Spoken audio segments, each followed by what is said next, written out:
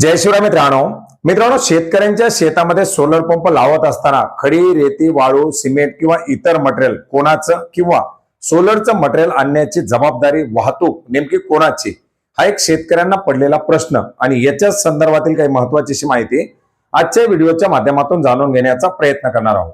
मित्रांनो राज्यामध्ये मागेल त्याला सोलर पंप योजनेअंतर्गत शेतकऱ्यांना सोलर देण्याची प्रक्रिया सुरू आहे। केंद्र शासनाच्या पीएम कुसुम सोलर पंप योजनेअंतर्गत याचबरोबर राज्य शासनाच्या माध्यमातून शेतकऱ्यांना दिवसा सिंचन शक्य व्हावं यासाठी सोलर पंप दिले जात आहेत। गेल्या अनेक महिन्यापासून बंद पडलेली आस्थापनाची इन्स्टॉलेशनची प्रक्रिया आता अखेर सुरू करण्यात आलेली आहे। जे शेतकरी याच्या अंतर्गत पात्र झालेले आहेत, जे शेतकऱ्यांचे पेमेंट झालेले आहेत, ज्यांच्या इन्स्टॉलेशनच्या ऑर्डर निघालेल्या आहेत, अशा शेतकऱ्यांना संपर्क करून आता तुमचं मटेरियल घेऊन जा असं सांगितलं जात आहे।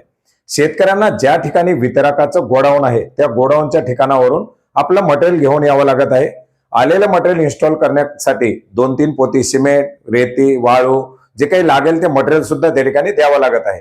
मग अशा परिस्थितीमध्ये खरंच या योजनेच्या अंतर्गत ही सर्व प्रक्रिया शेतकऱ्यांना पार पाडायची आहे का हा देखील प्रश्न बऱ्याच वेळा शेतकऱ्यांच्या मनामध्ये उपस्थित होत आहे। मित्रांनो एकंदरीत आपण जर पाहिलं तर पीएम कुसुम सोलर पंप योजना असेल किंवा त्याच्याच अंतर्गत राबवली जाणारी राज्य शासनाची मागेल त्याला सोलर पंप योजना असेल, ही योजना राबवली जात असताना याच्या अंतर्गत टेंडर प्रक्रिया राबवल्या जातात। ज्या टेंडरच्या अंतर्गत सोलर पंप कंपन्या या टेंडर भरून आपला कोटा या ठिकाणी घेतात। हा कोटा दिला जात असताना याच्यामध्ये एक बेंचमार्क कॉस्ट निश्चित केली जाते, ज्याच्यामध्ये 7.5 एचपीचा पंप 5 एचपीचा पंप आणि 3 एचपीचा पंप या पंपाची एक किंमत निश्चित केली जाते। ही किंमत त्या पंपाची असते जो पंप मटेरियल सहित इन्स्टॉलेशन केल्यानंतर त्याचा पूर्णपणे इन्स्टॉलेशनचा रिपोर्ट, ज्याला इन्स्टॉलेशन रिपोर्ट पूर्ण झाल्यानंतर जो काही रिपोर्ट सादर करण्यापर्यंत जो काही खर्च असतो हा खर्च ग्राह्य धरून केलेला असतो। म्हणजे सोलर पंपाच्या मटेरियलची निर्मिती असेल, त्या मटेरियलची वाहतूक असेल, ते मटेरियल शेतकऱ्याच्या शेतात पोहोचवणं असेल, त्याचं इन्स्टॉलेशन पूर्ण करणं असेल आणि इन्स्टॉलेशन पूर्ण केल्यानंतर पाणी फेक झाल्यानंतर जे काही सक्षम अधिकारी असतील या अधिकाऱ्याच्या माध्यमातून तपासणी झाल्यानंतर जो काही हा कालावधी असतो या कालावधीमध्ये केल्या जाणाऱ्या सर्व प्रोसेसचा हा खर्च या ठिकाणी ग्राह्य धरलेला असतो। म्हणजे शेतकऱ्यांच्या सोलरच्या पाणी फेक होईपर्यंत जे काही प्रक्रिया पार पाडाव्या लागतील त्या पूर्णपणे या सोलर कंपनीला पार पाडाव्या लागतात।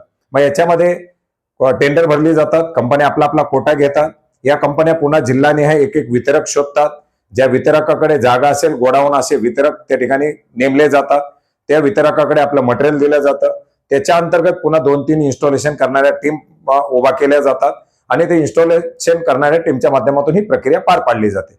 आता कंपनीच्या माध्यमातून वितरकाकडे मटेरियल गेल्यानंतर त्या वितरकाला पुढे मटेरियल पोच करण्यासाठी काही चार्जेस कंपनीच्या माध्यमातून दिले जातात, परंतु त्या वितरकाला वाटतं आपल्याकडे मटेरियल कंपनीच्या माध्यमातून पोहोचवलं, आता इथून पुढेचं मटेरियल शेतकऱ्यांनी घेऊन जावं।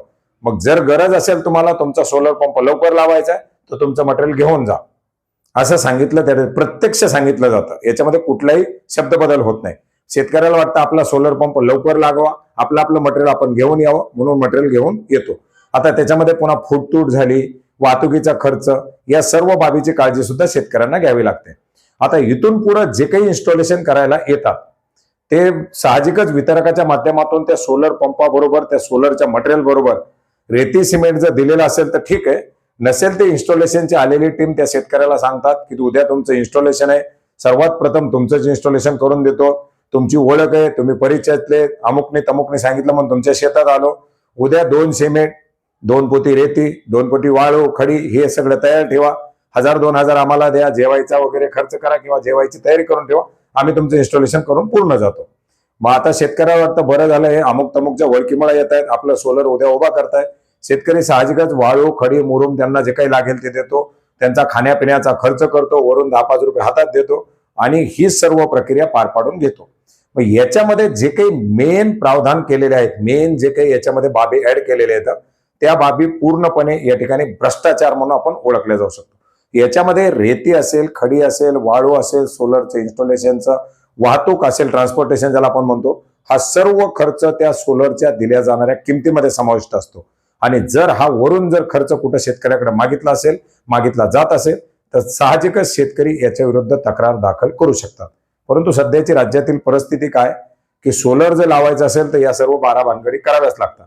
पण जर आपण याच्या विरुद्ध कुठेतरी लढा उभारू इच्छित असाल आणि आपल्या जवळ जर असा प्रकार होत असेल तर नक्की आपण दाद मागू शकता. एखाद्या शेतकऱ्यानं जर आवाज उठवला तर कुठेतरी याच्यावरती झडप बसू शकते आणि योग्य पद्धतीने सोलरचं इन्स्टॉलेशन, योग्य पद्धतीने मटेरियलचं ट्रान्सपोर्टेशन आणि योग्य ते मटेरियल कंपनीच्या माध्यमातून पुरवलं जाऊ शकतं.